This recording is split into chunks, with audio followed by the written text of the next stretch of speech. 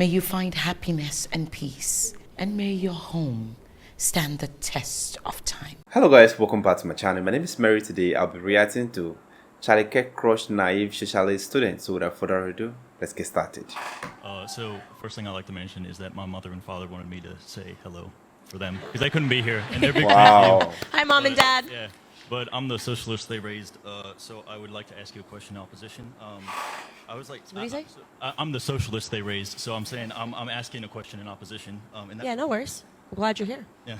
It's awesome. Thank you. I said, how can we relativize a love for America when we have a long history of being anti-democratic overseas, being involved in coups in Chile, Guatemala, that have been supported by both Democratic and Republican institutions? Hold on. I am, just to be clear, yeah. Thank you. I could tell you're a little nervous, so I'm gonna Just restate repeat the the question. But thank you for being glad here. you're here. Did he say, how can we? He said, how can we maintain love for America because of our anti-democratic foreign policy, in particular supporting coups in Chile, Latin America, around the world? Did I summarize that pretty well? Yeah. Yeah, that's I think this kind of ties back into the last answer that we just gave, because that does not represent America. That represents crooked politicians that are in D.C. that has us in endless wars, staging coups because politicians are corrupt in D.C. And it is very difficult for people to differentiate, what we're talking about here. Something has gone terribly wrong in America. That is a fact. This is not the America that your grandparents grew up in. That is a fact. Something happened with these globalist initiatives, them recognizing sometime after 9/11 that they can keep us in endless wars and keep sending trillions of dollars, sending our sons and daughters to go overseas. And let me be very clear, when I criticize this, we are not at all criticizing the people that went overseas and believed in our country and believed in our values and never could have fathomed that our government could be this crooked, this awful, this backwards, and doing this all for profit. But that is a circumstance. We didn't pull out of Afghanistan because Biden cares about your sons and daughters. We pulled out of Afghanistan, in my personal opinion, because they have an incredible resource. What's the one for in batteries? Not uranium. Lithium, yeah, one of the and they need for and they're going to mine it, and this is why they're pushing all of this ESG agenda. It is so much more Machiavellian, like I said, and I don't find your sentiment, what you're talking about, to be socialist at all. By the way, the question that you asked, at least, it's a major problem, and the only way that we're going to fix it is to disempower people in DC, and that is something that people on the left and the right should be agreeing and coming together on. So can I just ask you a quick question? So you're a socialist that is worried about some government activity. Do you trust the government? Not at all, no. Then why are you a socialist? Well, because I understand socialism not as that. I don't understand socialism as being pro. I distrust hierarchies, right? And I think that a socialist, what they want is that they want more democracy. You want the people to be the ones in power. You want now they do say the dictatorship of guys be nice, because he really, he's trying to understand it. What I would very much say that you should study what socialism actually, I know what it's sold as, I know what they bill it as, right? When I know what the bill says it's going to be amazing, people are going to have power. You got to check in with the Venezuelans, maybe as a starting point. Check in with the Cubans who believed in Fidel Castro. Check in over the last 100 years how many people have died because they sold them a narrative. And what really happened was the government then seized all the power from the people, promised they would redistribute it, but it isn't what happened. The average Venezuelan citizen has lost something like 23 pounds. It kills every single time. So you're probably someone that has a really big heart, and you actually believe that the government has too much power, and so you believe it when people like AOC say, we're going to fight and we're going to return power to the people. That's not what they're going to do. What she's doing is she's fighting for government to grow until it becomes so insurmountable that you are rendered powerless and the individual is rendered powerless. That's what socialism actually is, not what it's billed as. But thank you so much for your question. I really appreciate you being here.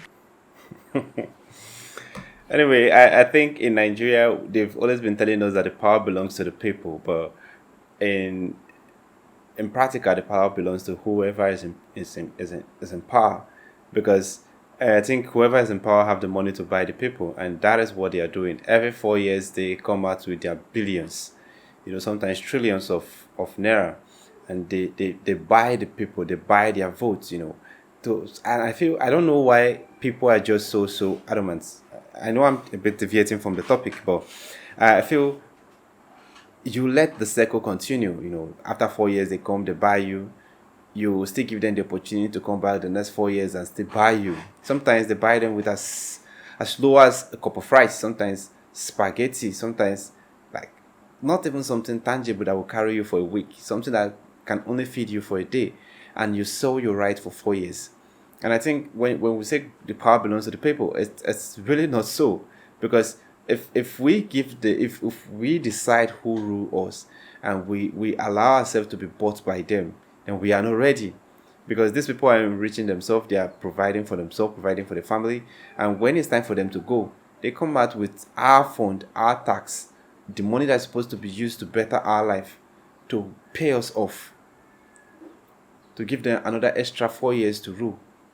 And we do it with ease. Anyway, I think I love where this guy is coming from, how he brought out his point, everything he said. And I feel I love the way he gathered his confidence to speak. And I think Charlie and Candace gave him the perfect answer. Because the way I see he defines socialist is, okay, he said he don't like hierarchy. He wants everything to pass through the people. Okay? And I get his point. But to me, I feel like it depends on the people. If the people are willing, to pick the right person, because we don't just pick a leader based on the fact that the leader can speak, or based on the fact that the leader, it's way beyond that. We need someone that's compassionate, someone that, don't only think about himself, because I think there's our current president of Nigeria said his name, he's Emile Ko. That's kind of his tone. You see, he said he has made king. So what is stopping him from being a king? And I feel that is not how you become a president. That is not your mindset, when you want to rule people. You need to think about, what are these people going through? What can I do to better the life of my people? You don't just think about yourself or feel like, yes, I think it's my turn to become the president. That is not how it works. I feel like government is supposed to be for the people. And I think when I was still doing my social study class, said government is by the people, for the people. You see, and whatever you do, it's supposed to boil down to the people you are governing. And I think that is why coup is happening everywhere in Africa, because we have leaders that are not even interested in seeing the welfare of their citizens. So people are now deciding they prefer military regime, because they feel when it comes to military, when you are being asked to do a tax, you deliver. If not, you would pay. They will make sure you pay for it. And I think that is the kind of government that we need in Africa, because we are stubborn enough to not listen to, we are so stubborn.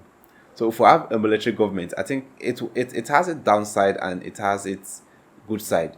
I know democracy, people feel democracy is good because you have right to speak.